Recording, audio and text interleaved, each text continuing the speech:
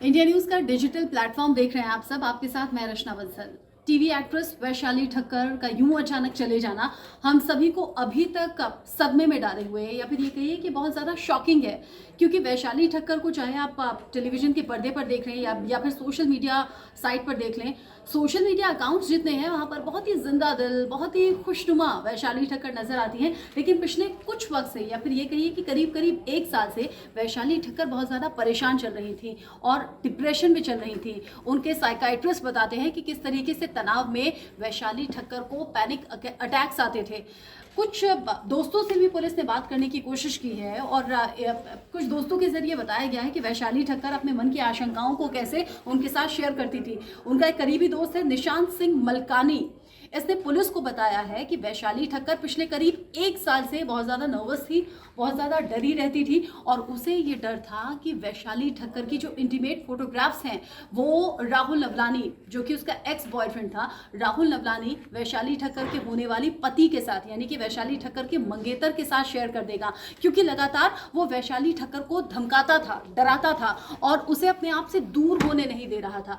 वैशाली ठक्कर का जब अफेयर राहुल नवलानी के साथ था उस वक्त वो अनमैरिड था। घर वालों को ये रिश्ता मंजूर नहीं था, घर वालों ने शादी के लिए हाँ नहीं की, इसीलिए वैशाली ठक्कर और राहुल नवलानी का ब्रेकअप एक तरीके से हो गया। शादी दोनों की नहीं हो पाई। लेकिन अब राहुल नवलानी शादीशुदा था, दिशा नाम की लड़की से उसकी शादी हुई थी। वैशाली ठक्कर बहुत ज़्यादा परेशान चल रही थी और इसीलिए उसने आगे बढ़ने की ठानी, यानी कि मूव ऑन करने की ठानी और आगे बढ़कर शादी करने का फैसला लिया।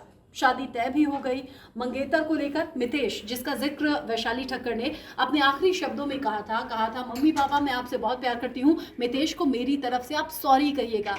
मितेश से शादी होने नहीं दी। इससे पहले भी अभिनव नाम का जो शख्स था उससे भी शादी टूट गई थी। एक शादी टूट जाना, फिर दूसरी शादी पर भी खतरा मंडराना वैशाली ठक्कर को बहुत ज़्यादा परेशान कर रहा था और राहुल नवलानी बार बार उसे धमका रहा था कि अगर मुझसे वो दूर हो गई तो फिर तेरी इंटीमेट पिक्चर्स मैं तेरे मंगेतर को भेज दूंगा। और यही डर वैशाली ठक्कर को बार बार परेशान कर रहा था।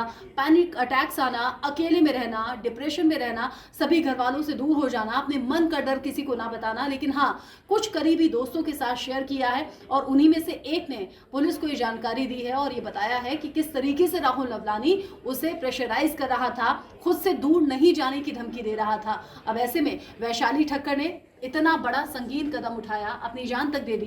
पुलिस अब एक्शन ले रही है, पुलिस लगातार पूछताछ कर रही है और राहुल नवलानी से कई राज सामने आएंगे, कई जानकारी निकलकर सामने आएगी, ऐसा पुलिस का मानना है। क्योंकि परिवार भी इंतजार कर रहा है वैशाली ठक्कर की मौत पर इंसाफ मिलने का।